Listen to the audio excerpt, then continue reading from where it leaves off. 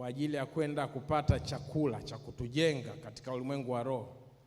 Nami nimemwomba Mungu anipe kitu ambacho kitakuwa ni kwa wakati na kwa makusudi na kumgusa yule ambaye amelengwa.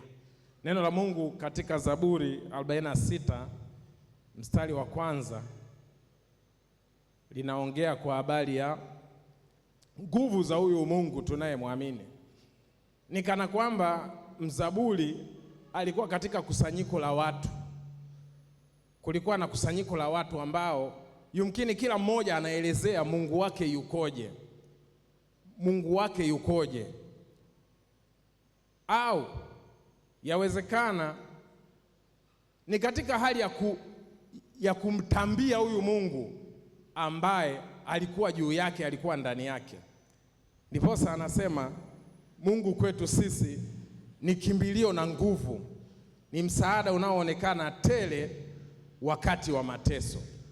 Ni hali ya kujidaia, ni hali ya kumfahamu huyu Mungu tunayemwamini. Ndipo maneno haya yanakuja. Ninyi mnamtafsiri vipi huyu Mungu? Mungu wenu yukoje? Mungu wetu sisi tunamtafsiri hivyo. Mungu kwetu sisi ni kimbilio. Pale ambapo tunavunjika moyo, pale ambapo tunakata tamaa, hatuelewi cha kufanya, ni kimbilio kwetu. Ni nguvu tunapodhoofika, tunapokuwa katika hali ambazo ni tofauti na jinsi ambavyo mwanadamu ameumbwa. Mungu huyu ni nguvu, anaweza kufanya, anaweza kubadilisha. Ni msaada pale ambapo tunapungukiwa. Bwana Yesu asifiwe. Somo ninalokwenda kwenda nalo mbele yako linasema imani thabiti ya kuondoa mateso. Imani thabiti ya kuondoa mateso. Imani thabiti ya kuondoa mateso. Thabiti kwa maana ya imani imara ya kuondoa mateso. Tukisoma katika Waebrania sura ya 11 mstari wa kwanza pale tunapata tafsiri ya neno imani. Basi imani ni kuwa na hakika ya mambo yatarajiwayo, ni bayana ya mambo yasiyoonekana. Maneno mawili, ni hakika ya mambo yatarajiwayo, yale tunayoyatarajia kwa macho hatuyaoni na yawezekana hatuyagusi, lakini tunayatarajia yatatokea. Ikiwa yeyote kati yetu ameingia katika mwaka huu 2026 amejiwekea malengo, na katika yale ambayo amejipangia kuyafanya imani inakosekana, ni ngumu sana kukutana na majibu. Ni bayana ya mambo yasiyoonekana. Sasa wachambuzi wengine wanaongelea hii sehemu ya mwisho, bayana ya mambo yasiyoonekana, katika mitazamo miwili. Katika ulimwengu wa kawaida watu wanaamini katika msemo wa kusema seeing is believing. Seeing is believing. Ni pale ambapo lazima aone kwanza ndiyo kitu kiweze kutokea. Lakini tukija katika imani, unaingia kwenye imani, unaingia katika kuamini kwanza. Believing is seeing. Ina reverse hiyo hali ya kawaida ambayo walimwengu wanaitizama. Takupa ushuhuda mmoja ambao utaendana na lile somo au ule ujumbe mahususi ambao nitakwenda kuusema. Katika ukoo wetu tuliwahi kuwa na shangazi ambaye aliteseka sana katika maisha yake. Tangu usichana wake alikuwa katika mateso sana ya kufungwa na nguvu za giza. Aliteseka kwa kiwango ambacho alifika pointi alishindwa kabisa kufanya kazi. Pesa alizokuwa akijikusanyia alizipeleka kwa waganga kwa ajili ya kulipia matibabu, kwa ajili ya kupata dawa ili apate nguvu, apate afya ya kuweza kuendelea kazini. Ile hali ilijirudia kwa miaka zaidi ya 40. Ilifika pointi mpaka alishindwa kabisa kufanya kazi. Alishindwa kabisa kufanya kazi na ikabidi aachishwe kazi. Na bahati mbaya hata kile kiinua mgongo alichokipata na vifaa ambavyo alipewa kazini alijikuta navyo anavitumia kwa waganga, kwa sababu waganga mmoja baada ya mwingine ambao waliwafuata walivyokuja kupata somo ya kwamba hana fedha ila ana vitu, wakageuza mfumo wa malipo, akawa sasa anapeleka vitenge, anapeleka kanga, anapeleka mashuka, anapeleka vifaa vyake vya thamani. Ule ugonjwa haukuisha, ugonjwa uliendelea na mateso yaliendelea. Naongelea kipindi cha takriban miaka 40 ya mateso. Ilifika wakati hata ndugu walichoka, watoto wake walichoka, na ndugu wa karibu walichoka, kwa sababu ilifika pointi sasa, ili kuweza kumsikilizia au kukaa naye katika hali yake ya mateso, kwamba hawezi kulala usiku, mpaka inabidi sasa watoto wa kike wakawa wamechoka, inabidi na watoto wa kiume kwenda kuwa naye jirani ili kumsubiria angalau mpaka kesho. Ni mateso yasiyoweza kuelezeka. Kuna muda kuna vitu vinatembea kichwani, vinapita mpaka miguu, anaelezea na kuonyesha zile sehemu ambazo kile kitu kinachozunguka katika mwili wake kinapita au kinatembea. Yalikuwa ni mateso mazito sana. Ilifika pointi ndugu wanaomwangalia na watoto wake wakachoka, wakaamua kukimbilia kanisani. Wakaamua kukata shauri sasa kwamba tumshauri huyu mgonjwa akubali kwenda kanisani. Na hakuna kitu ambacho alikuwa anachukia kama kumtajia jina Yesu, anaponya, anaweza kumtoa katika shida hii. Lakini kutokana na mateso aliyoyapitia, baada ya hawa watu sikumbuki kama walifunga kwanza au walifanyaje, kwa sababu alikuwa mkali sana, mpaka kuufikisha ule ujumbe ya kwamba shangazi, sasa tumechoka na hii hali, tulichobakisha mbele yetu sasa ni kwenda kwa Mungu huyu aliyekuumba. Ilikuwa ni bahati siku hiyo, na hali ya kushangaza sana, yule shangazi alikubali. Kwa hiyo ilichukuliwa baskeli, akaandaliwa, akapelekwa pamoja na vifaa alivyokuwa akivitumia kwenda kanisani, kanisa la TAG. Na alipofikishwa pale, wala ilikuwa si jambo la kuchukua masaa mengi sana, kwa sababu ile nguvu ilikuwa kubwa sana kwake, kiasi kwamba hata ulivyofika muda wa maombezi, ile hali ilijidhihirisha tu kwa urahisi na ikamtoka. Yule ambaye aliletwa kwa baskeli katika kanisa lile kuja kuombewa, aliondoka akitembea mwenyewe. Yule ambaye alikuwa hawezi kula chakula, aliweza kula chakula kuanzia usiku ule. Naongelea imani, jinsi ambavyo imani inaweza ikabadilisha vitu kwa haraka.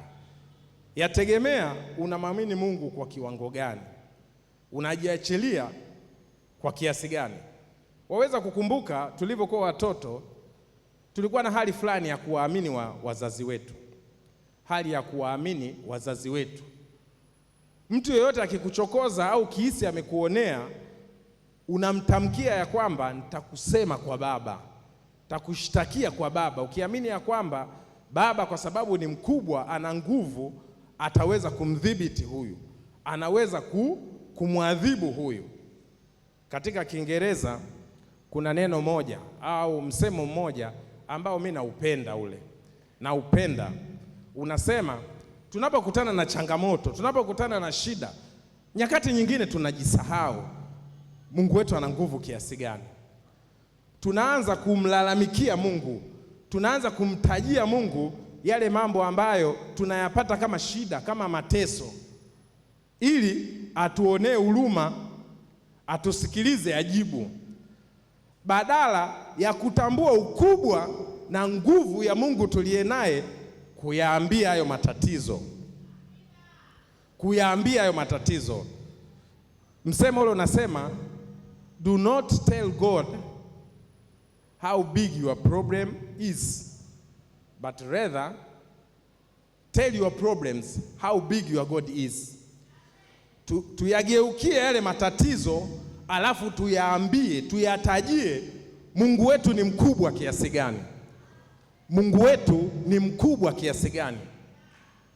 Hiyo inaonyesha ukomavu wa kumtambua Mungu wetu ana nguvu kiasi gani. Inaonyesha imani tulionayo ya kwamba Mungu anaweza kufanya kitu, kwa sababu si jambo rahisi kuweza kuweka hii kitu kwenye application. Naweza nikatumia mfano wa Daudi na Goliati. Ilikuwa hali fulani kidogo ambayo si ya kawaida. kwa umbo la kijana yule au mtoto yule na yule aliyekuwa akielekea kumkabili. Nimetumia picha hapa ili uweze kuona ukubwa wa huyu Goliati na udogo wa yule Daudi. Nakumbuka hapa wakati hiki kinatokea, majeshi huku yamesimama wamewaacha peke yao, na majeshi huku yamesimama wamewaacha peke yao. Kwa hiyo chochote kingeweza kutokea pale, lazima mmoja ilikuwa kafikia mwisho wake. Sasa katika kuweka kwenye matendo haya ninayoyasema, katika kuonyesha jinsi ambavyo mtumishi wa Mungu huyu alitambua nguvu na uweza wa Mungu wake, aligeuza kwanza kumtambia yule jitu.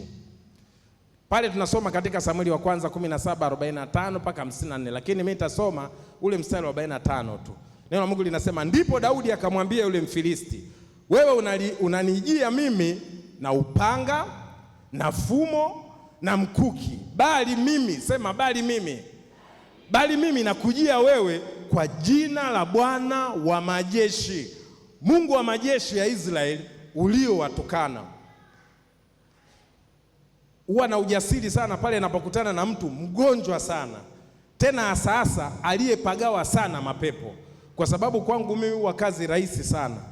Huwa nachukulia kana kwamba yale mapepo yamemjaa kwa kiwango ambacho mpaka nje kabisa unaweza ukayagusa hivi, ukiweka mkono tu hivi analipuka. Ni rahisi sana, tofauti na yule ambaye ana kapepo kamoja tu tena kadogo. Lakini yule ambaye amejawa na mapepo mengi au ana ugonjwa mkubwa sana, ni rahisi sana kuweza kujidhihirisha kwa sababu ya wingi wa yale mateso, wingi wa zile nguvu ambazo ni tofauti. Ndicho hapa tunakiona kile ambacho mtumishi huyu alikuja nacho, alichokuwa akikiamini na kukitamka mbele ya huyu Mfilisti, ya kwamba wewe unakuja na matilio na vitu vya kushikika. Ni kweli umeua watu wengi upande wetu, ni kweli umekuwa ukitutesa, lakini mbaya zaidi umekuwa ukimdhihaki Mungu wetu, huyu ambaye sisi tunamtambua ni Bwana wa majeshi, ni Mungu wa majeshi ya Israeli. Sasa kwa jina lake leo nakujia, na wote tunafahamu dhahiri ya kile ambacho kilitokea. Sasa takwenda kusoma hadithi moja ya mwanamke. Ni hadithi maarufu kidogo, na muomba Mungu atusaidie tuweze kuipata kwa tofauti. Ni Marko Mtakatifu sura ya 5 kuanzia mstari wa 25 pale. Neno la Mungu linasema, na mwanamke mmoja mwenye kutoka damu muda wa miaka 12 na kuteswa mengi kwa mikono ya matabibu wengi, amegharimiwa vitu vyote alivyonavyo, kusimfae hata kidogo, bali hali yake ilizidi kuwa mbaya. Aliposikia habari za Yesu, alipita katika mkutano kwa nyuma, akaligusa vazi lake, maana alisema, nikiyagusa mavazi yake tu nitapona. Mara chemchemi ya damu yake ikakauka, naye akafahamu mwilini mwake kwamba amepona msiba ule. Mara Yesu hali akifahamu nafsini mwake kwamba nguvu zimemtoka, akageuka kati ya mkutano akasema, ni nani aliyenigusa mavazi yangu? Wanafunzi wake je, wawaona makutano wanavyokusonga nawe wasema ni nani aliyekugusa? Akatazama pande zote ili amwone yule aliyetenda neno hilo. Na yule mwanamke akaingiwa na hofu na kutetemeka, akijua lililompata. Akaja akamwangukia, akamweleza kweli yote. Akamwambia Yesu sasa akamwambia, binti, imani yako imekuponya, enenda zako kwa amani, uwe mzima, usiwe na msiba wako tena. Bwana Yesu asifiwe. Neno hili la Mungu linatamkwa hapa au linasomwa hapa kama sehemu ya pili ya picha nzima au hadithi hii. Kwa hiyo yawezekana kabisa wengi wetu tumekuwa tukisoma katika Marko hadithi hii na tukabakia hapo, tusipate picha ya jinsi ambavyo huyu mwanamke aliriski maisha yake mpaka kwenda kupokea uponyaji, na hiyo ndiyo nayosema imani thabiti. Ukisoma neno la Mungu katika Mambo ya Walawi sura ya 15 yote ile, lakini mahususi mstari wa 25 na mstari wa 27 unaelezea dhahiri juu ya kile ambacho kilipelekea huyu mwanamke akawa katika hali ya kufungwa. Ukisoma katika mstari wa 25, 27 peke yake inaelezea ile hali ya kutengwa na jamii. Katika lugha ya sasa hivi tungeweza tukasema kunyanyapaliwa kwa yule mwanamke kutokana na ugonjwa aliyokuwa akiuma. Ile hali ya wanamke iliyoendelea sana. Neno la Mungu linasema ilipotokea ya kwamba mwanamke akawa na hali kama hiyo au ugonjwa huo, basi aligeuka najisi. Aligeuka najisi. Na kwa kifupi kabisa, chochote alichokigusa kilikuwa najisi, na yeyote aliyemgusa aligeuka najisi.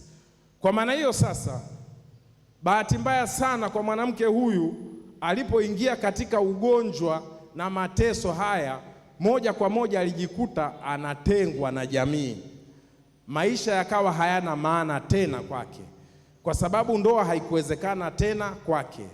Kuishi na ndugu zake na rafiki zake haikuwezekana tena, kwa sababu ya hali ya kwamba yeye ni najisi.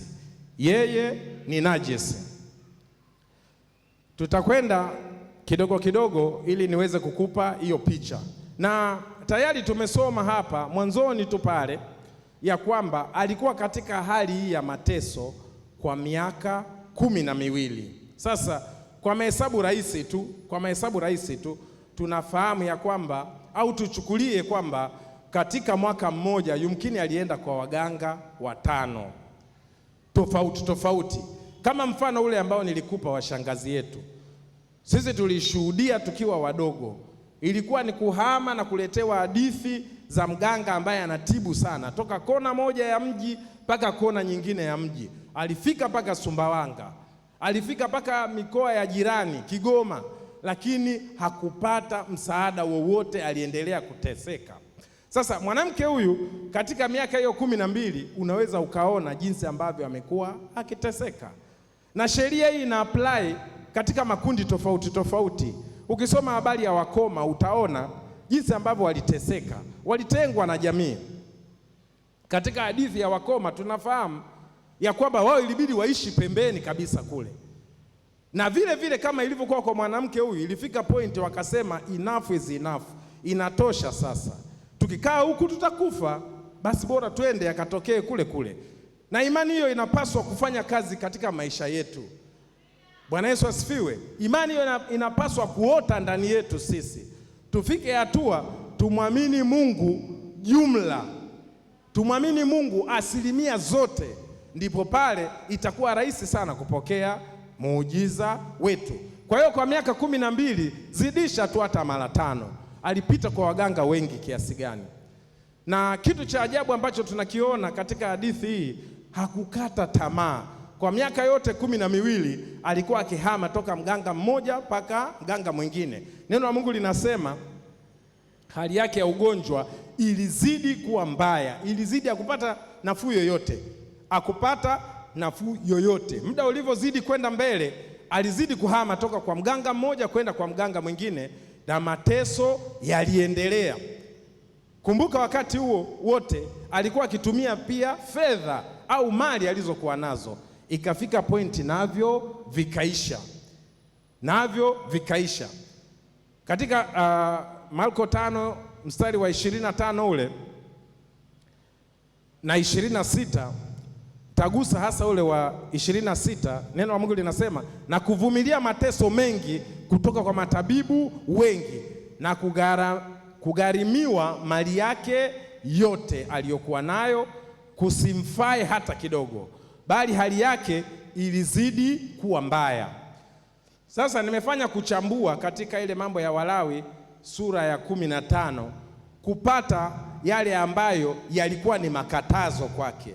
Najaribu kukupitisha ili uone jinsi gani huyu mwanamke alikuwa anapitia mateso, na imani aliyoichukua. Kumbuka mpaka hapa nimekwambia ya kwamba chochote alichokigusa kilikuwa najisi. Akimgusa mwanadamu, akikigusa kitu, viligeuka kuwa najisi, na kulikuwa na adhabu kwa mtu ambaye ni najisi kujichanganya katikati ya watu wasio najisi. Kwa hiyo unaweza ukapata picha tunavyoendelea kuweza kuona dhahiri kabisa hatua yake yeye aliyoichukua ya kujichanganya katikati ya watu waliosongamana kwenda kumfikia Yesu. It was a very expensive mistake. Lilikuwa kosa moja kubwa sana, lilikuwa kosa moja kubwa sana na la gharama. Sasa nimechambua maeneo manne ambayo yalikuwa ni marufuku kwake na yaligeuka kuwa ni mateso. Naomba item niwekee hayo. Mbali na adhabu, mwanamke huyu alikuwa chini ya mateso kama ifuatavyo. Moja, hakuruhusiwa kuhudhuria katika mikusanyiko yoyote kutokana na hali aliyokuwa nayo. Hakuruhusiwa. Namba mbili, hakuruhusiwa kuingia hekaluni, kwa maana ya kwamba hana msaada wowote wa kiroho. Sasa hana msaada wowote, hakuruhusiwa, ni marufuku kuingia hekaluni. Kwa nyakati zetu tungesema hakuruhusiwa kuingia kanisani. Hakuruhusiwa kuishi na mwanaume, kwa sababu mwanaume yoyote atakayekutana naye atakuwa najisi kwa muda fulani mpaka atakapotakaswa tena kwa gharama ya sadaka. Kwa hiyo watu walikaa mbali naye ili wasinajisike, ili wasisomeke ya kwamba wamenajisika. Kwa hiyo usichana wake ulikwenda katika hali ambayo hakuwa na nafasi ya kuolewa au ya kuishi na mwanaume, au ameolewa haruhusiwi kuishi na huyo mwanaume. Hayo yalikuwa ni mateso. Namba nne, hakuruhusiwa kushikana na mtu mkono. Kwa hiyo ukijumlisha haya manne unaweza ukaona ni mateso kiasi gani mwanamke huyu alikuwa akiyapitia. Ni mateso kiasi gani mwanamke huyu alikuwa akiyapitia. Na ndio maana nimeona ni vema tukaunganisha yale makatazo au adhabu ambazo zinapatikana katika Mambo ya Walawi ile sura ya 15 na neno linavyosomwa katika kitabu kimojawapo hapa cha Marko, hadithi hii ya huyu mwanamke ambaye alikuwa na mateso ya miaka 12. Mwanamke huyu aliteseka, na kuna haya ambayo aliyakosa ambayo ni haki yake kisheria. Ikafika hatua kukawa hakuna jinsi tena, ameteseka vya kutosha, amepitia maumivu, amepitia hali za kumfanya ajione mnyonge. Kwa lugha nyepesi tunaweza tukasema amekuwa akinyanyapaliwa vya kutosha sana. Akapanga mpango. Neno la Mungu linaongea au linasema katika mstari wa 27 ule ukisoma, inasema aliposikia habari za Yesu alipita katika mkutano kwa nyuma, akaligusa vazi lake. Kwa hiyo alisikia hadithi kama ambavyo alikuwa akipewa hadithi za waganga, ya kwamba huku kuna mganga kutoka Tanga, huku kuna mganga kutoka Kigoma, huku kuna mganga kutoka Sumbawanga. Kama katika nyakati zetu angeona mitandaoni, angeona mabango, na akahama kutoka mganga mmoja mpaka mwingine akitumia fedha na mali zake. Ikawa siku moja akaja akasikia habari za huyu Yesu ambaye tunamwamini, huyu Yesu mtenda miujiza, huyu Yesu ambaye ukijiachilia kwake hakuna linaloshindikana. Hakuna linaloshindikana. Kwa shida aliyokuwa nayo, kwa mateso aliyokuwa nayo kwa miaka 12, alikutana na huyu Yesu mtenda miujiza, na hali ya maisha yake ilibadilika. Wale waliokuwa wakimwita majina ya ajabu ajabu, utaona hata Biblia pale ukisoma anatajwa tu mwanamke, hata jina hajulikani. Tunafahamu kuna kina Martha, kuna kina Magdalena, kuna kina Maria, kuna wanawake waliotajwa kwa majina yao, kina Lydia kwenye Biblia. Huyu hakuwa na thamani, hata jina halikujulikana, yumkini kutokana na hali yake. Sasa hapa tunakuta mazingira ambayo amemsikia huyu Yesu na hadithi anazozifanya. Kwa hiyo kumbe kuna kitu cha kujifunza hapa, pale ambapo tunaweza tukamshuhudia huyu Yesu kwa nguvu, pale ambapo tunaweza tukasema nguvu na uwezo alionayo kwa watu wengine ni uponyaji tosha. Kwa miaka kadhaa huko nyuma, mama yetu mzazi sisi alikuwa akipitia magonjwa na mateso, na kuna wakati aliweza kufungwa na nguvu za giza. Lakini cha ajabu kilichotokea, kule alikokuwa akienda kuombewa alikuwa na sehemu zaidi ya moja. Yale madudu yakilipuka yanamwambia, isingekuwa watoto wako kusimama, tungeshaondoka na huyu mtu huyu, tungeshaondoka naye. Kwa hiyo kumbe wakati mwingine kusimama imara katika Mungu, kusimama katika mstari, kuna wabeba na watu wengine. Mara nyingi huwa nalishuhudia hili, huwa nikisafiri mimi huwa nikiwa katika safari, of course nimewahi kupata ajali zaidi ya mara 3 mara 4 na mke wangu akiwepo, tukipata ajali, lakini Mungu amekuwa akitunusuru mara zote. Kitu ambacho huwa nawaonea wivu wale ni kwamba wanasafiri na mtakatifu wa Mungu leo. Watafika salama kwa sababu mimi nimo humu ndani. Hili tumelishuhudia sisi katika familia yetu. Yule mama na mpaka sasa hivi ni mzima wa afya. Akienda kufanyiwa maombi kule, yale madudu yakilipuka yanasema kwamba isingekuwa watoto wako walivyosimama, wewe tungesha kuondoa. Kwa hiyo kumbe wakati mwingine watu wengine wanatelezea imani na nguvu walizonazo wengine. Tunapaswa kumtangaza huyu Yesu kwa uweza na nguvu alizonazo.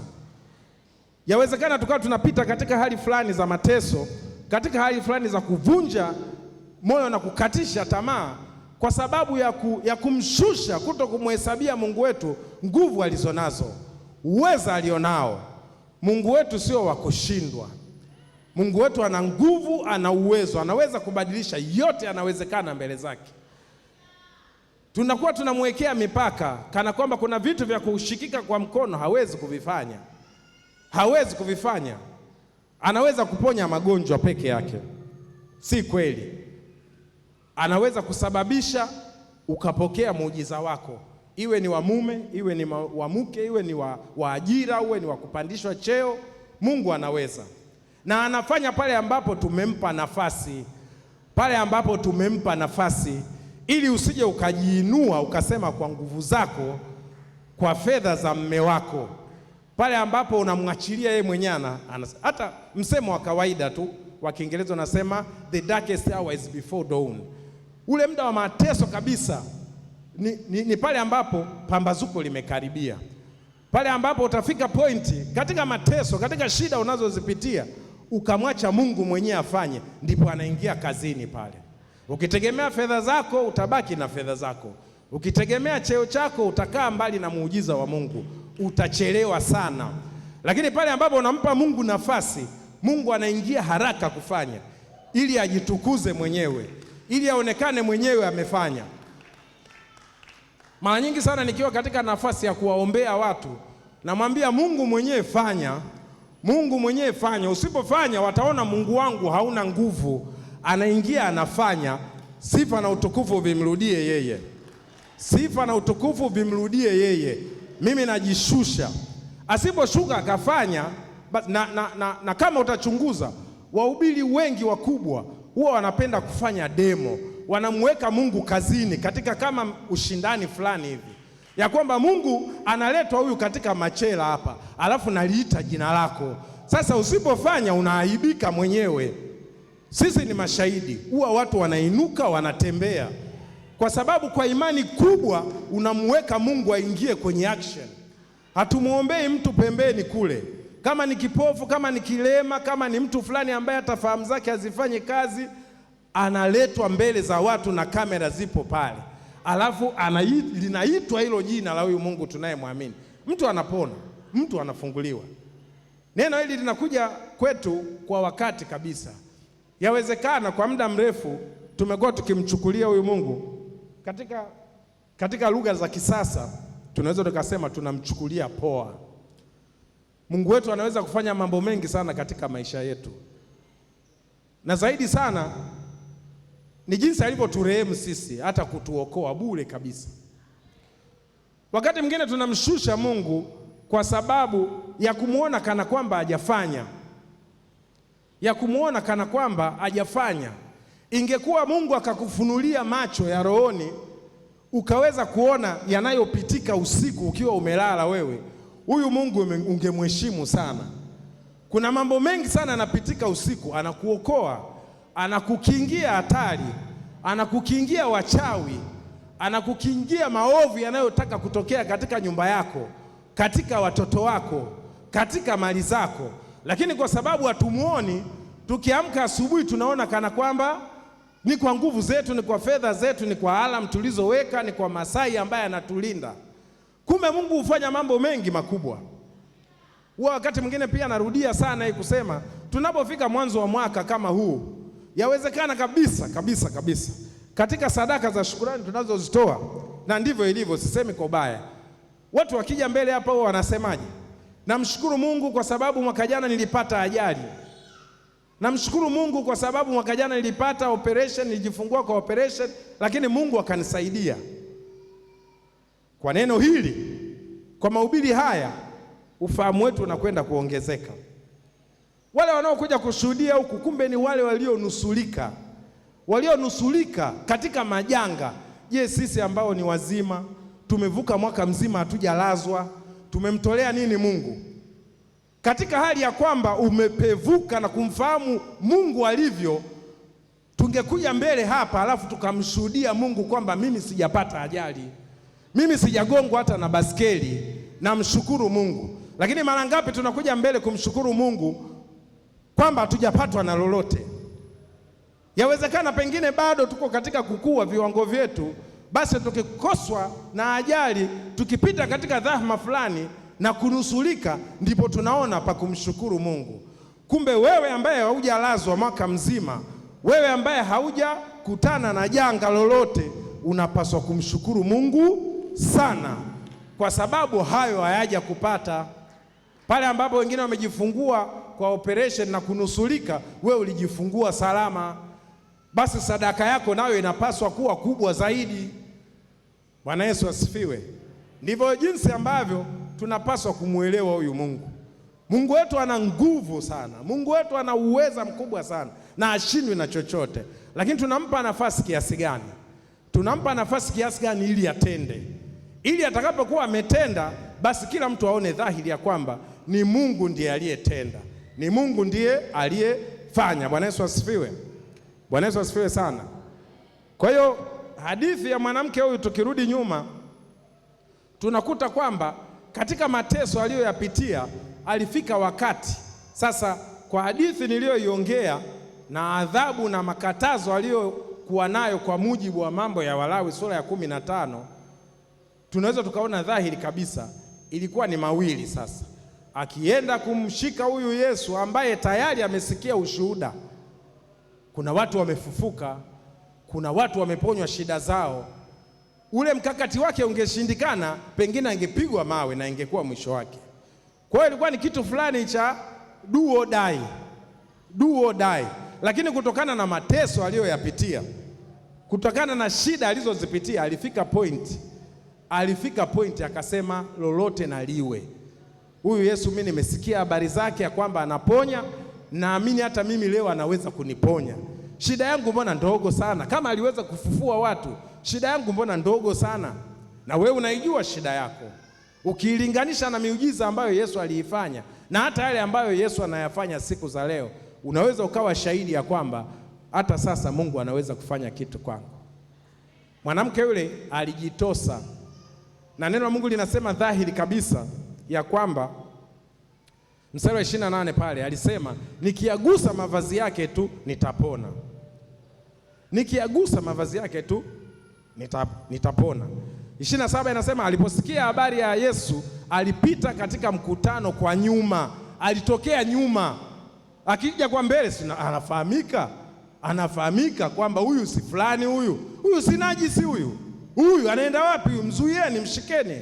Kama ilivyokuwa kwa Bartimayo. Unakumbuka kisa cha Bartimayo? Alipokuwa akipiga kelele anamwambia tu we, mpaka Yesu akasimama akasema mleteni yule mtu, akasema mleteni, kwa kushauti kwake. Sasa alikuwa mjanja sana, strategic ya kwamba nikienda kwa mbele sitamfikia Yesu, atakuwa watu wameshanimaliza kwa mawe. Mtatokea kwa nyuma spidi, tajipitisha katikati yao, na nitachofanya mimi sina muda hapa. Yaani nikisema nianze kumwadisia Yesu mateso yangu, nitapigwa mawe na sitaweza kupokea kile ninachokitazamia.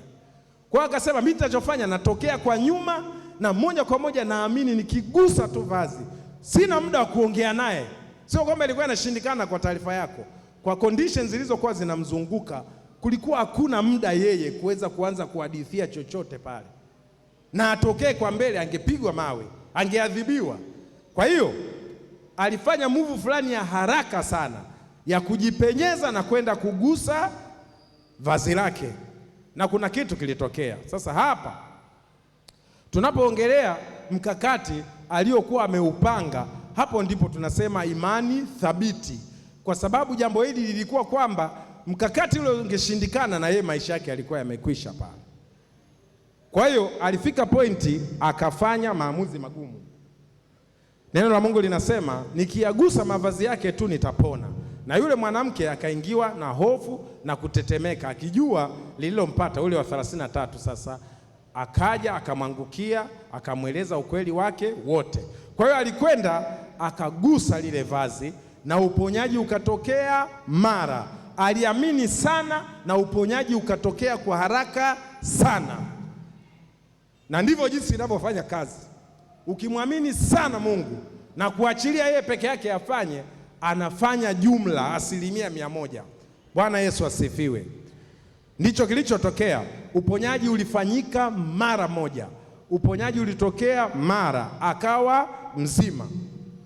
Sasa kwa upande wa Yesu alihisi, alinoti ya kwamba kuna nguvu zimemtoka kutokana na kile ambacho kimetokea yule mwanamke. Na Yesu kama Mungu, hadithi hii yote alifahamu hata kabla, lakini yote haya yanatokea katika hali ya kutaka kuthibitisha kwa macho ya nyama na masikio ya hawa anaoongozana nao, wajue kuna mtu ameponywa hapa, kuna nguvu zimeingia kazini hapa. Na kilichotokea mpaka huyu mama kupokea muujiza wake ni imani, na tena ni imani thabiti. Katika hali ya kusongwa, unaweza mwenyewe ukapiga mahesabu ukajua watu wangapi walimgusa Yesu. Wengi tu, kwa sababu watu walikuwa wengi anaambatana nao, lakini hawa hawakupokea. Kwa nini alipokea huyu peke yake? Imani thabiti, imani thabiti. Aliamini ya kwamba kuna kitu kitatokea. Na ndivyo jinsi ambavyo tunaweza tukamwamini Mungu kwa njia tofauti tofauti. Wakati mwingine watumishi wa Mungu wanatumia neno hili katika utoaji, ya kwamba unaweza kumgusa Mungu hata katika hali ya utoaji na Mungu akafanya. Pale ambapo unaamini ya kwamba katika kutoa kwangu sadaka hii, katika kutoa kwangu fedha kiwango hiki hapa, ili mtoto huyu wa mtumishi wa Mungu akapokee matibabu, kuna kitu kikubwa Mungu anakwenda kufanya. Hakika Mungu anafanya kutokana na imani na jinsi ambavyo umeweza kuunganisha kile unachokitoa au kile unachokifanya na Mungu huyu tunayemwamini ili afanye kitu.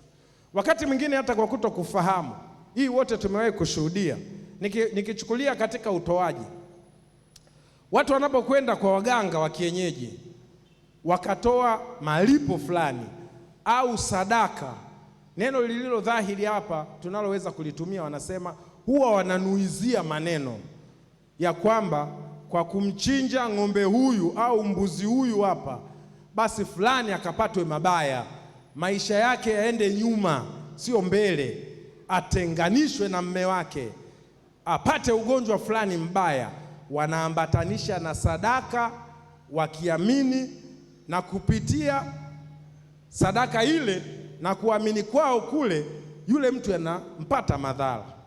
Je, tunafahamu na sisi ya kwamba sadaka hizi tunazozitoa hapa tunayo haki ya kunuiza?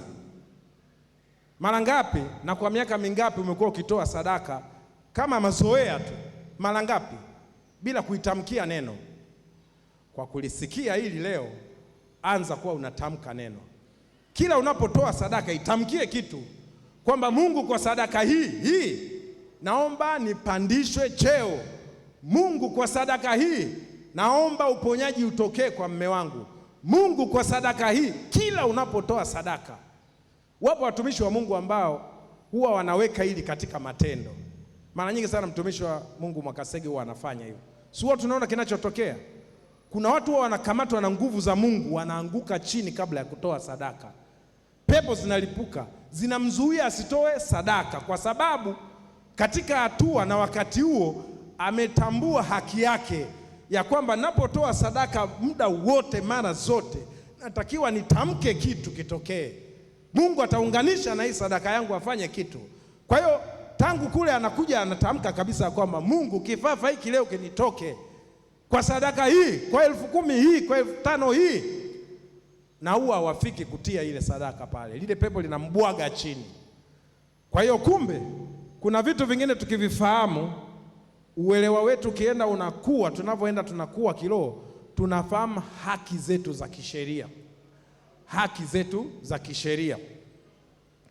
Katika hadithi moja, katika kumalizia, ya Paulo na Sila, tunafahamu ile wanamchukulia Myahudi, alafu naye anakuja kugundua ni Mrumi, wameshamtesa tayari, wameshamweka kwenye mateso, alafu baadaye anakuja kusema aha, mimi ni wa upande huu, mmeshanitesa, mmeshafanya yote mlioyafanya, mimi ni wa upande huu. Kilichoishia katika hadithi ile ilikuwa ni kumwomba msamaha, kwa sababu hawakujua kwamba yeye yuko upande huu. Hakupaswa kudhalilishwa, hakupaswa kupata adhabu ya viboko tena hadharani. Bwana Yesu asifiwe. Neno la Mungu linasema hawa watu, huu ni mfano mzuri pia wa imani thabiti. Tunafahamu kisa cha yule mjakazi yule ambaye alikuwa akifanya utabiri.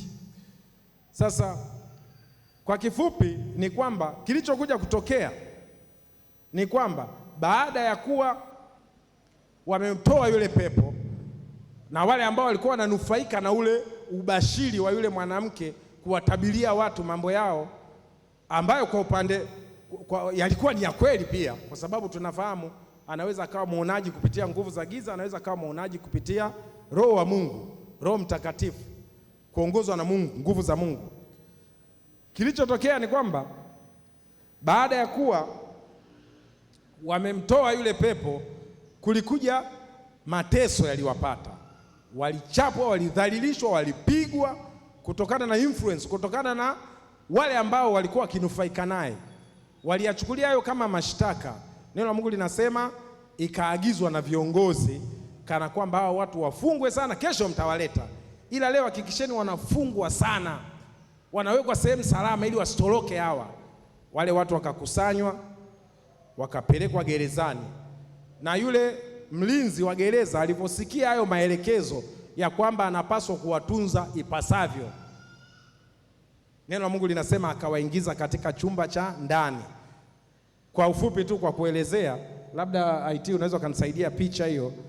Gereza katika hali ya kawaida lilikuwa kama kawaida, kama ilivyo hapa, na limefungwa na lina malango, lakini kulikuwa na sehemu kama shimo limechimbwa hivi kwenda ndani, kwenda chini kule. Wale ambao wanaonekana ni wakorofi, wale ambao wanaonekana ni shida, wanaweza wakaruka wakaondoka wakakimbia, waliingizwa kule chini kudhibitiwa. Tukisoma Biblia inasema kwa urahisi tu akafungwa mikatale, au sehemu nyingine nasema pingu. Pingu zenyewe ndo hizi hapo, na tena michoro mingine inaonyesha ya kwamba ni mbao hizo ambazo zilitobolewa. Unanyoosha miguu alafu inawekwa ile ya chini na ile ya juu inakuja inafunga pale, kama unaweza kuona miguu imepita, alafu kuna ubao wa chini na ubao wa juu. Na hata mikono, wachoraji wengine wanaohadisia historia katika Biblia, na mikono anaonyesha kana kwamba na yenyewe ilifungwa. Kwa hiyo tunaposema Paulo na Sila walikuwa katika mateso gerezani, ndivyo jinsi walikuwa hapa. Ni chumba cha chini, alafu wamefungwa jinsi ambavyo huwezi kutikisa miguu, huwezi kutikisa mikono. Sehemu nyingine wanachora mikono kana kwamba imefungwa pingu, na zile pingu zimeunganishwa kutoka katika ukuta. Sasa kwa picha hizi na maelezo haya ninayokuambia, unaweza ukaona jinsi ambavyo walikuwa katika mateso. Lakini neno la Mungu linasema ya kwamba ilipofika usiku wa manane walikuwa wakiomba mmoja, alafu walikuwa wakimsifu Mungu. Ona jinsi ambavyo watu wana imani na huyu Mungu, mashujaa wa imani, mashujaa wa imani. Ndiyo imani hiyo tunapaswa kuishi nayo pale ambapo tunapitia mateso na kuvunjika moyo na kukata tamaa. Bado Mungu yupo, bado Mungu ana nguvu, bado Mungu anaweza kufanya. Katika mateso waliokuwa wakiyapitia Paulo na Sila, bado waliamini ya kwamba Mungu yupo na Mungu ana nguvu. Neno la Mungu linasema walikuwa wakiomba. Kumbuka, ukiendelea kusoma mistari inasema ya kwamba walikuwa wakisubiriwa hawa kesho yake ikatolewe hukumu. Kwa hiyo wanajua kabisa kwamba kesho kitatokea nini, lakini bado wanasema Mungu wewe unaweza, Mungu wewe ni Mungu kwetu, wewe ni Mungu mwenye nguvu, haushindwi na chochote. Kumbuka, wanajua ya kwamba kesho yake ni hukumu, lakini bado wanamsifu Mungu. Neno lilotumika hapa ni kumsifu Mungu, sio kumwimbia Mungu. Moja kwa moja limesema ni kumsifu Mungu, ni kumsifu licha ya mateso tunayoyapitia, licha ya magonjwa tunayoyapitia, licha ya kukosa tunakokupitia, lakini wewe bado ni Mungu na una nguvu na unaweza kufanya chochote, maisha yetu yakabadilika. Mungu hakukaa kimya. Mungu hakukaa kimya. Alivyowatazama wakiimba, alivyowatazama wakiomba, kwanza kabla hata Mungu hajafanya chochote, neno la Mungu linasema hawa wengine hawa wafungwa hawa, neno la Mungu linasema wazi kabisa, walibaki wanawashangaa, hawa watu wa jinsi gani hawa? Mbona wamewekwa chumba cha chini kule tunawasikia wanaimba? Mbona tunafahamu ya kwamba kesho wanaenda kwenye hukumu hawa? Mbona kule chini tunafahamu kuna yale mapingu ya mateso sana? Hawa wanapata wapi nguvu za kumsifu Mungu wao? Haleluya! Na ndipo ambapo unaweza kuelewa sasa kwa nini huo ugonjwa unaopitia, mtu mwingine alikufa na ugonjwa huo, wewe bado upo. Kuna kitu Mungu anafanya. Kuna nguvu fulani ambazo Mungu anaachilia katika maisha yetu. Kuna jinsi ambavyo Mungu anatulinda na anatuacha makusudi tufanye kitu. Yawezekana tumeingia katika mwaka mpya, sio ya kwamba tumekunywa dawa za kutosha au tuna kinga au whatever. Kuna kitu Mungu anataka ufanye, hauja akikamilisha, amekupa mwaka mwingine. Kila nafasi unayopata ya maisha, kila nafasi unayopata kuendelea kuishi, tusiichukulie for granted, tusiichukulie katika hali ya kawaida, tusiichukulie poa. Sawa, tunaendelea na maisha, lakini inawezekana kuna kitu hatuja kikamilisha kwa Mungu, na ndio maana tumepewa nafasi nyingine tukamilishe. Pale ambapo inatokea nafasi ya kufanya mkutano wa Injili, pale ambapo inatokea nafasi ya kwenda kumshuhudia huyu Mungu, tufanye kwa ukamilifu na tena kwa nguvu sana. Na wakati mwingine mimi hupenda kufanya vitu kama hivyo nikiamini ya kwamba namtengenezea Mungu sababu. Namtengenezea Mungu sababu. Napotoa sadaka kwa ajili ya kumwezesha mchungaji anayesoma chuo cha Biblia alipie ada angalau mwaka mmoja, basi najua nimepanda mbegu pale, huyu atakuwa ananiombea. Naamini Mungu katika yote nayo yapata, siishi kuomba peke yangu. Kuna jinsi kwa uelewa nilionao natengenezaga watu wa kuniombea pia. Mpe mtu tu asiye nacho kitu, atakuombea hapo na ataendelea kukuombea. Kutana na wahitaji. Mungu ametuokoa katika hali tofauti tofauti ndani ya kanisa. Wapo walionacho na wasionacho. Wale walionacho ndani ya kanisa wapo kwa ajili ya kuhifadhi uchi wa wasionacho ndani ya kanisa. Kumbuka hilo. Isitokee una mavazi ambayo hata huna jinsi ya ukumbuki hata jingine ulilivaa lini, lakini unamfahamu kanisani kuna binti mmoja ana gauni moja tu, ana kanda mbili, ana viatu hivyo hivyo anakuja navyo, mtakuwa sababu ya yeye kufurahi. Lakini upande wa pili utakuwa umetengeneza waombaji. Kumbuka hadithi ya Dorcas. Dorcas alikufa. Neno la Mungu, hadithi katika Biblia inasema ya kwamba Dorcas alikuwa ni mwanamke tajiri, aliokoka. Lydia aliokoka. Alivyookoka alijidedicate, alijiachilia yeye ya kwamba fedha nilizonazo mimi nitakuwa nikiwasaidia kuwahifadhi wajane ambao wamefiwa waume zao, ambao nguo zao ni kama wanatembea uchi, lakini yeye alijitolea. Neno la Mungu linasema alikuwa akiwashonea kanzu. Wale wamama wakipendeza, wakifurahi, basi yeye ndo anajisikia vizuri. Ile haikufanyika bure. Neno la Mungu linatufundisha kitu. Yule Dorcas ilifika siku akafa. Unakumbuka kilichotokea? Wale wanawake walikata rufaa, wakasema hafi mtu hapa, hafi mtu hapa. Mungu, wewe umesema ya kwamba haushindwi chochote, haushindwi na chochote. Huyu ndiye amekuwa akitupa chakula sisi, Huyu ndo amekuwa akificha uchi wetu. Angalia amekufa sasa. Nani atakayetuvisha? Nani atakayetulisha? Afi mtu hapa. Akaletwa mtumishi alikotoka, na wala kufika saa hiyo hiyo. Aliagizwa mtumishi alikotoka kule aje, na wote tunafahamu alipofika pale, yule Dorcas alifufuka, alifufuliwa. Kwa sababu gani? Kuna watu uliwafanyia kitu, kuna watu uliwafanyia kitu. Ulisaidia kulipa ada ya mtoto, ulisaidia kuchangia fedha ya mtoto wa mtumishi akaenda kutibiwa kule, ulisaidia mchungaji ambaye alikuwa hana ada amefukuzwa chuo, ukasababisha kitu. Hizo ni mbinu nakupa za kujitengenezea waombaji.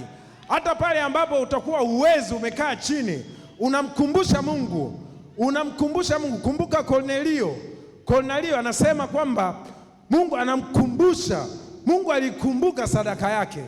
Pale ambapo napita katika shida, napita katika hali ya kunitikisa, natafuta vile ambavyo nilimfanyia Mungu, vile ambavyo nilimfanyia Mungu. Nasema Mungu kumbuka, Mungu kumbuka. Na kwa taarifa yako, mimi nimeshazoea katika familia, kila tukiingia mwisho wa mwaka, tunaingia mwanzo wa mwaka, kuna kitu tunamwahidi Mungu, kuna kitu tunamwahidi Mungu kufanya katika mwaka unaofuata. Katika hali ya kawaida Mungu atakuwa mlinzi kwako, kwa sababu nimemwahidi tayari ya kwamba Mungu kiniweka kuwa mzima, tasababisha mkutano wa injili ufanyike. Kuna watu wataokoka, kuna watu wataponywa, kuna watu watagaili mabaya kupitia mkutano ule, kuna watu watapokea watoto. Mungu kiniweka kuwa hai, tasaidia wachungaji kadhaa ambao wamekwama kulipa ada ili wamalize masomo yao. Wapo watakaosaidiwa mwezi wa 4, wapo watakaosaidiwa mwezi wa 7, wapo watakaosaidiwa mwezi wa 2. Tunatawanya mwaka mzima. Mungu anatulinda mwaka mzima kwa sababu tuna ahadi. Akitizama ya kwamba tutasababisha crusade mwezi wa 7, anatuacha tuishi mpaka mwezi wa 7. Akitazama ya kwamba tumeahidi kuwalipia ada wachungaji wanaosoma vyuo wamekwama mwezi wa 11, anatuacha mpaka mwezi wa 11. Anatulinda tunapokutana na magonjwa na mambo mazito, kwa sababu tuna ahadi naye. Na wewe unaweza ukafanya hivyo, unaweza ukamwahidi Mungu kufanya kitu fulani. Hakikisha unatengeneza sababu, hakikisha unatengeneza sababu. Yatakapokukuta mambo mazito, utamkumbusha Mungu, kwa sababu ya sadaka ile niliyoitoa ili kununua vyombo vya injili, naomba ufanye kitu kwa mtoto wangu, naomba ufanye kitu katika ajira yangu. Hakika Mungu atashuka, kwa sababu sadaka yako unainuizia, unaambatanisha na vitu fulani. Tumeahidi sadaka kwa ajili ya kununua vyombo, kwa ajili ya zaka, kwa ajili ya mambo tofauti tofauti ndani ya kanisa. Usitoe bure, yaungamanishe na maneno fulani ya kwamba Mungu nakutolea sadaka hii. Angalia watu watakaookoka kupitia vyombo hivyo. Angalia watu ambao watagaili mabaya, watu ambao wangetoa mimba 2026 wataacha kwa sababu ya kusikia neno, watu ambao walikuwa wafe kwa sababu ya kusikia neno. Kwa sadaka ile niliyoitoa, Mungu naomba ukumbuke. Ukisema Mungu anafanya, usiposema afanye nini? Hakikisha unatamka kitu mbele ya Mungu unapotoa sadaka. Hakikisha unaiweka imani yako mbele za Mungu, kwa maana ya kumwachia asilimia zote afanye. Haleluya, haleluya. Tusimame.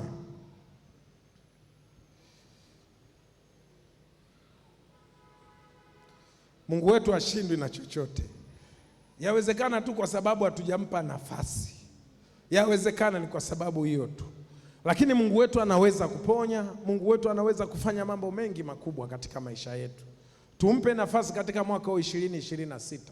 Katika mwaka wa 2026 tutengeneze sababu ambazo tutakuwa tukizinyoshea mkono, tunamwambia Mungu, kwa sababu hii naomba ufanye kitu, naomba ufanye kitu. Nitakwenda kuomba pamoja na wewe. Yawezekana katikati yetu wamejihudhurisha watu ambao ni wagonjwa, wana shida moja au nyingine. Basi ni wakati wa kumuingiza Mungu kazini, ni wakati wa kumpa Mungu nafasi. Mimi namuomba nikiamini ya kwamba Mungu huyu anasikia maombi, Mungu huyu anaweza kujibu, Mungu huyu anaweza kufanya. Tuunganishe imani, tuitie jina la Bwana. Wajua kile ambacho unakipitia, wajua changamoto unayoipitia, itamke na Mungu atafanya, itamke na Mungu atabadilisha, atabadilisha, atafanya. na tutakuwa na ushuhuda ya kwamba Mungu amefanya, kwa sababu tulimpa nafasi. Mungu wetu na Bwana wetu, wewe uketie mahali pa juu palipoinuka sana, tunasema asante kwa neno zuri ambao umeleta mbele yetu. Tunasema asante kwa maana umetupa ufunuo mpya ya kwamba tunapaswa kuishi katika maisha ya imani, yale ambayo tunayatarajia kutoka kwako. Tuingize imani katika matendo, na hakika utafanya. Imani iliyo thabiti, isiyo na mashaka, pale ndipo ambapo Mungu unafanya. Imani iliyo thabiti na isiyo na mashaka, pale ndipo ambapo Mungu unagusa. Bwana wetu na Mungu wetu, tunakuja mbele zako, mfalme wa amani. Tunakushukuru, nasema asante hata kwa ufunuo huu ya kwamba Mungu, pale ambapo tunatoa sadaka zetu, pale ambapo tunatenda matendo mema katikati ya watu ndani ya kanisa, Bwana unaona na unasikia. Mungu tunakuomba, tunakusihi, yale ambayo tutayatamka katika shida zetu Bwana, tunaomba ukatukutanishe na majibu. Tunaomba ukatukutanishe na yale ambayo tunatamani kukutana nayo Bwana. Mungu wetu na Bwana wetu, wewe uketie mahali pa juu palipoinuka juu sana. Ninakuja mbele zako, nalileta kanisa, nalileta kusanyiko hili mikononi mwako. Yawezekana wapo katikati yetu waliohudhuria ni wagonjwa. Yawezekana wapo katikati yetu waliohudhuria ambao wanapitia changamoto fulani. Mungu, kwa neno lako umesema unayaweza yote katika yote. Bwana, tunaliitia jina lako sasa, kwa mamlaka ya jina la Yesu Kristo aliye hai, kwa mamlaka ya jina la Yesu Kristo aliye hai, nasimama kinyume na maumivu na mateso, nasimama kinyume na udhaifu wa kila namna katika miili, kwa mamlaka ya jina la Yesu Kristo. Mungu usiyeshindwa, navunja nguvu za magonjwa, navunja nguvu za mateso, navunja minyororo ya mateso, navunja kamba hizo zilizowafunga kwa mamlaka ya jina la Yesu Kristo aliye hai, kwa mamlaka ya jina la Yesu Kristo aliye hai.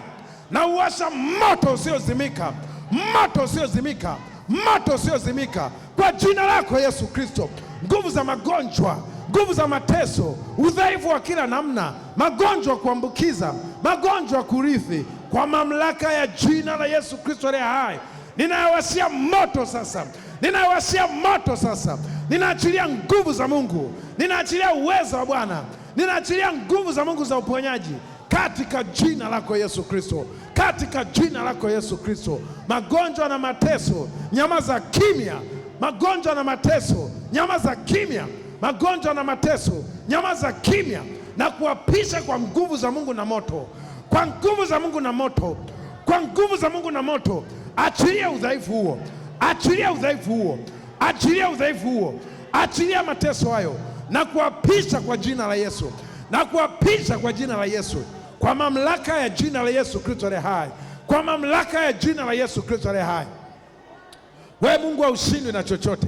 Wewe ni Mungu ujibuye kwa nguvu na moto. Tunaliitia jina lako sasa, ukashuke ukafanye, ukashuke ukafanye, ukatugange Yesu Kristo, ukatugange Mungu mwenye nguvu, katika jina lako Yesu Kristo, katika jina lako Yesu Kristo.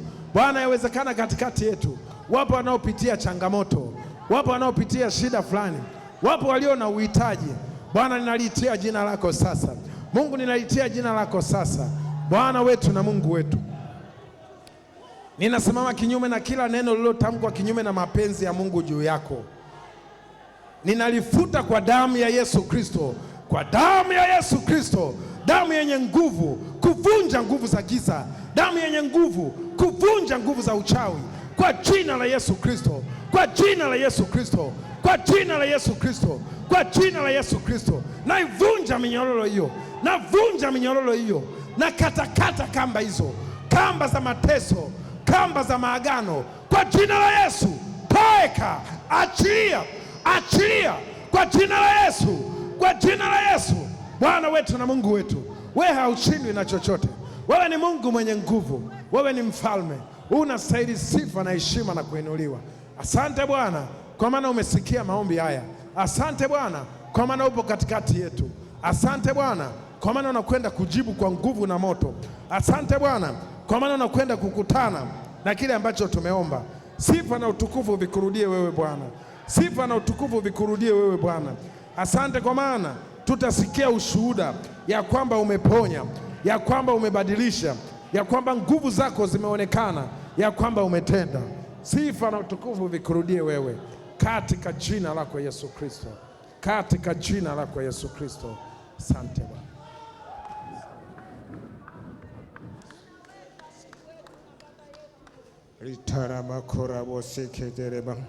Takatifu Mungu wetu, wewe ni mwenye nguvu. Takatifu Mungu wetu, wewe ni mwenye uweza. Takatifu Mungu wetu, wewe ni mwenye mamlaka. Mamlaka yako ni mamlaka ya juu, uweza wako ni uwezo wa juu, na nguvu zako ni nguvu za juu. Hakuna jambo lisilowezekana kwako. Baba, tunakushukuru. Baba, tunakutukuza. Neema yako ikaongezeke, uweza wako ukaongezeke, mamlaka yako ikaongezeke, Roho Mtakatifu ukaongezeke. Ongezeka Bwana, tupe kukua, tupe kukua, tupe kujengwa, tupe kuinuliwa. Tunaposikia neno lako, tusilipuuze neno lako, usilipuuze neno la Bwana. Bwana anafanya kupita kawaida. Yesu yuko hapa kutenda. Roho Mtakatifu yuko hapa kutenda. Roho Mtakatifu yuko hapa kufanya. Hakuna asiloliweza. Tukiomba sawa sawa na mapenzi yake. Omba mapenzi ya Mungu yadhibitike kwako. Omba mapenzi ya Mungu yafanyike kwako. Mapenzi yetu ni sawa, lakini mapenzi ya Mungu, mapenzi makamilifu yapate kutendeka katika familia yako, katika uzao wako, katikati ya biashara yako. Mahali hapo ukamwone Bwana, mahali utembee hapo ukaziona nguvu za Bwana, mahali ukapo ikajulikane Mungu unayemtumikia. Yuko Mungu tunayemtumikia, yupo Mungu tunayemtumikia. Mungu tunayemtumikia yuko hapa, uwezo wa Mungu uko hapa, mamlaka ya Mungu iko hapa. Niachilie, niachilie, niachilie kwa Bwana, niachilie kwa Bwana. Yeye ni mwaminifu, atatenda. Wala usisimie moyo, wala usikate tamaa. Jaribu unalopitia, njia unayoiona ngumu itakuwa daraja, itakuwa daraja. Hiyo shida itakuwa daraja. Nasema hiyo ugumu utakuwa daraja, katika jina la Yesu. Katika jina la Yesu. Hali yoyote tulionayo, hali yoyote ulionayo, mahali tunakopitia, ikawe daraja, ikawe daraja. Fanya daraja, jenga daraja, fanya mahusiano, fanya mahusiano. Mahusiano yetu na Mungu yakiwa dhahiri, Bwana atafanya kupita kawaida.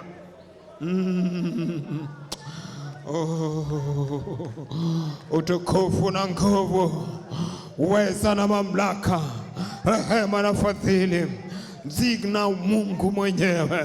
Utukufu wa Bwana ukusaidie, neno la Bwana likusaidie, Roho Mtakatifu akusaidie, nguvu za Bwana zikutoe mahali ulipo. Uinuke sasa, inuka kutoka ndani, inuka kutoka ndani, ndani ya kilindi cha moyo. Inuka,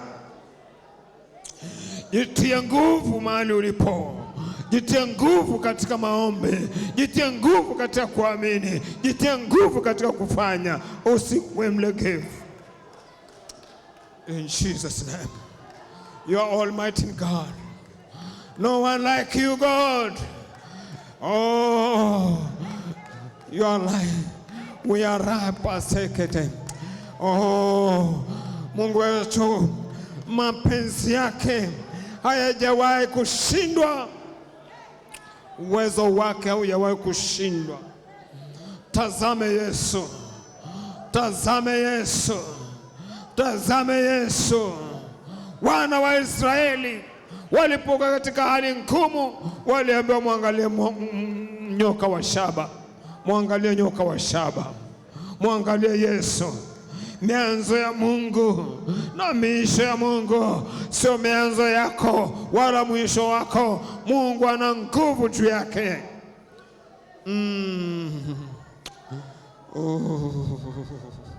Tusaidie Bwana kutokuamini, tusaidie Bwana udhaifu wetu, tusaidie Bwana kushindwa kwetu, tuwekee nguvu tena. tupe roho ya uwezesho, tupe roho ya kukuendelea Bwana, kukutumikia. 2026 tukujue, 2026 tukutegemee, 2026 tutumike, 2026 tukae watu wa ibada, 2026 tukae ni mwaka ambao haujawahi kuwepo katika maisha yako. Mwaka huu historia yako, historia yangu ikabadilike. Mwambie Bwana, badilisha historia yangu.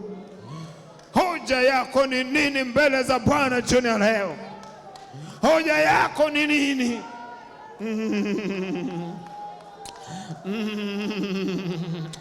Hoja yako ni nini mbele ya madhabahu? Hoja yako ni nini? Oh my God, oh my God. Mbona unakuwa kimya? Mbona useme na Bwana? Mbona umkumbushi Bwana? Mbona umkumbushi Bwana? Mbona umwambie Bwana, ni mimi ninaipitia haya? Usijikaze, usitegemee akili, tegemee Bwana. Binti, mtegemee Bwana. Kijana, mtegemee Bwana. Mama, mtegemee Bwana. Baba, mtegemee Bwana. Katika udhaifu huo Bwana atajipatia utukufu. Katika hiyo hali unayopitia Bwana atainuliwa.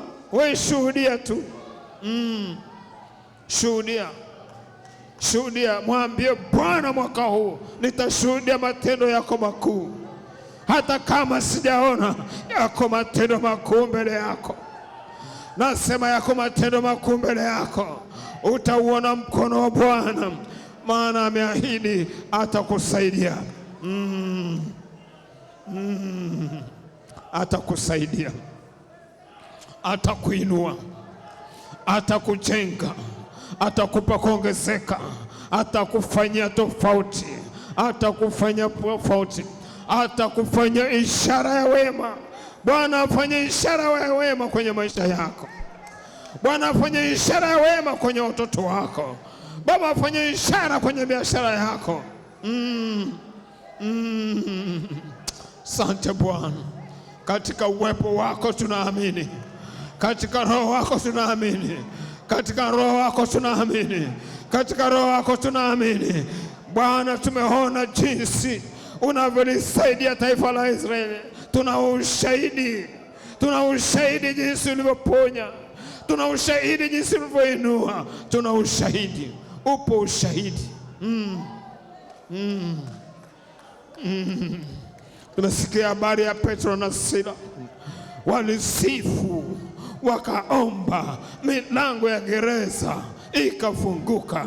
Oh, mwambie Bwana, natamani kuachiliwa, natamani kuachiliwa mwaka huu.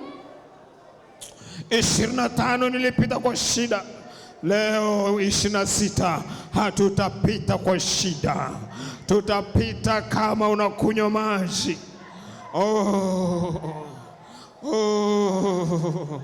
Ama ni chakula au ni mavazi au ni kazi, Bwana amekwambia usihangaike hayo. Awaangalia ndege wa angani, hawalimi wala wapandi, lakini wanaishi. Oh my God. Utukufu na nguvu, utukufu na nguvu juu yako, neema ya Mungu juu yako. Usikate tamaa. Haujateseka hata kutolewa damu, haujatoka damu ndugu yangu, haujachubuliwa ndugu yangu. Mbona hayo ni mambo madogo tu, mbona hayo ni mambo madogo tu. Uwezo wa Bwana, uwezo wa Bwana, mamlaka ya Bwana, nguvu za Bwana, rehema za Bwana hazijapungua wakati wowote. Ripapapapase ritoroba karesia.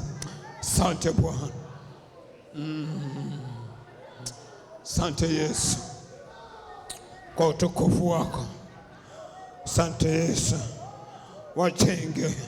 jenga watu wako Bwana, imarisha safari yetu, Imarisha miguu yetu, viuno vilivyolegea, miguu iliyolegea, watu waliokata tamaa, mawazo yaliyoshindwa yakapate kufufuliwa upya. Wazo lako la kibiashara, wazo la kazi, wazo la kupata kazi, wazo la kupata watoto, wazo la kupata mume, wazo la kupata mke, Mungu alifufua upya kwa upya tena. Unaweza Bwana, ni wewe Mungu unayetenda. Tumesikia watu wakisema umetenda. Baba, tunataka kuona, watoto wako wanataka kuona, vijana wanataka kuona, mabinti wanataka kuona ukuu wako Bwana.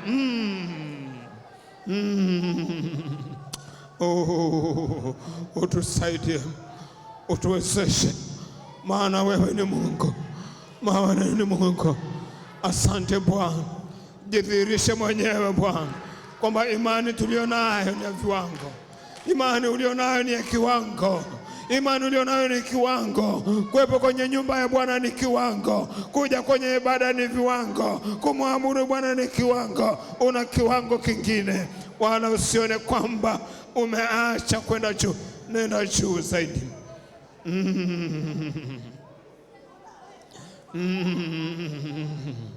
Natamani nikwambie, utahadithia mambo ya watu wengine, utahadithia mambo yako, jinsi Mungu alivyokutetea. Oh my God. Hallelujah. Laiti tungesema Mungu aliyotutendea. Mungu alitutoa kwenye ugonjwa, Mungu ametutoa kwenye kutukanwa, Mungu ametutoa kwenye laana, Mungu ametutoa kwenye uharibifu, ametuleta kwenye heshima. Wewe ni wa thamani, wewe ni wa thamani. Jipe thamani mbele za madhabahu, jipe thamani, jipe thamani binti. Usiangalie elimu, usiangalie umri, jipe thamani. Jipe mtu, wewe ni mtu bora. Mwambie mtu, Mungu, mimi ni bora, umeniumba bora. Oh my God, oh my God, oh my God. Uweza wako Bwana na mamlaka yako Bwana na ukuu wako Bwana vikathibitike. Jithibitishe mwenyewe, jithibitishe mwenyewe kwa viongozi wetu, wazee wa kanisa, mashemasi. Bwana, tazama watu wako, wengine wako hapa wanajitoa, wengine wanatumika.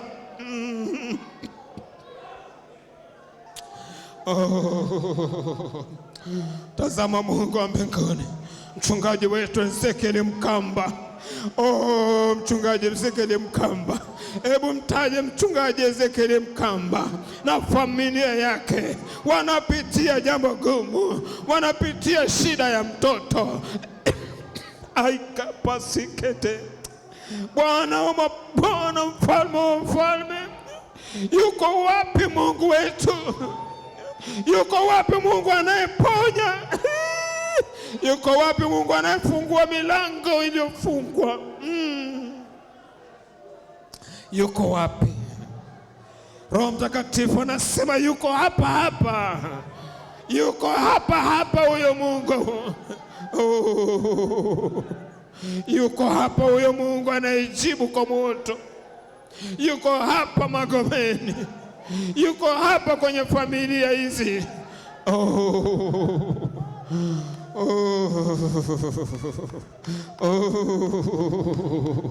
Hatutalia, tutakushukuru. Hatutalia, tutakushukuru. Hatutalia, tutakushukuru. Tutakushukuru kwa sababu unaporuhusu mambo yatokee, iko sababu.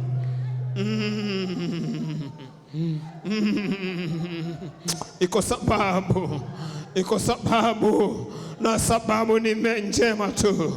Unatuwazia mema ili kutupa miisho ya baraka, ili kutupa mambo makubwa na matukufu ya mbele yetu. Oh my God. Najisikia kuinuliwa, najisikia kuinuliwa, najisikia kuinuliwa, najisikia kujengwa. Hebu jisikie kujengwa, jisikie kuinuliwa, jisikie kuponywa. Hii si uponyaji, hii si baraka, hii si ushindi ndani yako.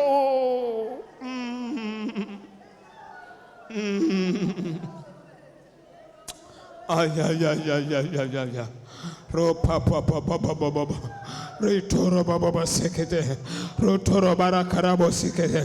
Nani akuwekee mkono? Roho Mtakatifu aweke ndimi ya moto kwenye kichwa chako, maana una uhitaji. Oh my God. Wanafunzi wa Yesu walipokuwa chumba cha juu, hakuwekewa mikono, waliomba Roho Mtakatifu atakujilia. Nguvu ya Mungu ikujilie wakati huu. Nguvu ya Mungu ikujilie, uwezo wa Mungu kujilie, neema ya Mungu ikujilie, furaha ya Mungu ikujilie, utulivu ukujilie, kila unachohitaji kikujilie. Yes. Tunapokea uwezo wako, tunapokea nguvu yako.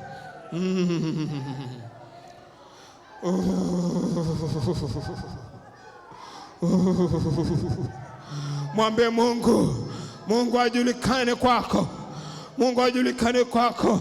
Elia akasema na ijulikane yuko Mungu mbinguni. 26 ijulikane kwa watoto wako kwamba yuko Mungu. Ijulikane kwa familia yako kwamba yuko Mungu. Ijulikane kwa jamii yako kwamba yuko Mungu. Ijulikane kwa watu wanaokuzunguka kwamba yuko Mungu. Oh my God. Tunakuja hapa, tunaonekana tuna akili, tunaonekana wajinga, lakini sisi si wajinga. Yuko Mungu tunayemtegemea. Haleluya.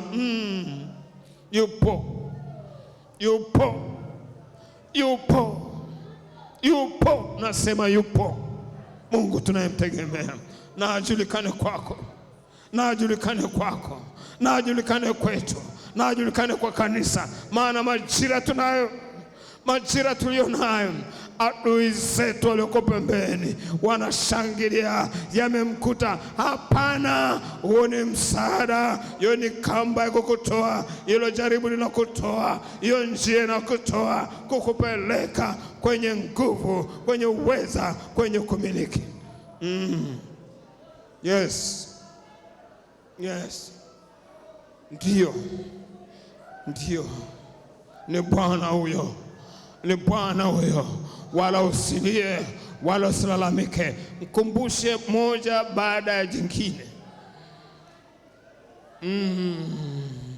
Mnaotangalia kutoka mbali, mnatoangalia kwenye YouTube, kwenye Facebook, yuko Mungu wa Tanzania. Oh my God. Yuko Mungu wa Tanzania, yuko Mungu wa kanisa la Tanzania, yuko Mungu wa watumishi wa Tanzania. Yupo Mungu. Ni Mungu wa Israeli.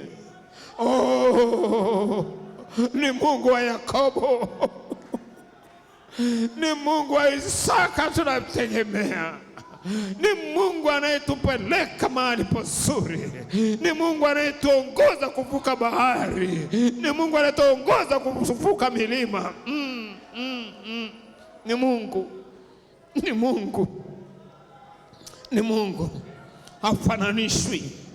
Hafananishwi Mungu na fedha wala dhahabu. Hafananishwi na mafalme, hafananishwi na chochote. Yeye yuko ambaye yuko ndiye atakayehusika na kesho yako.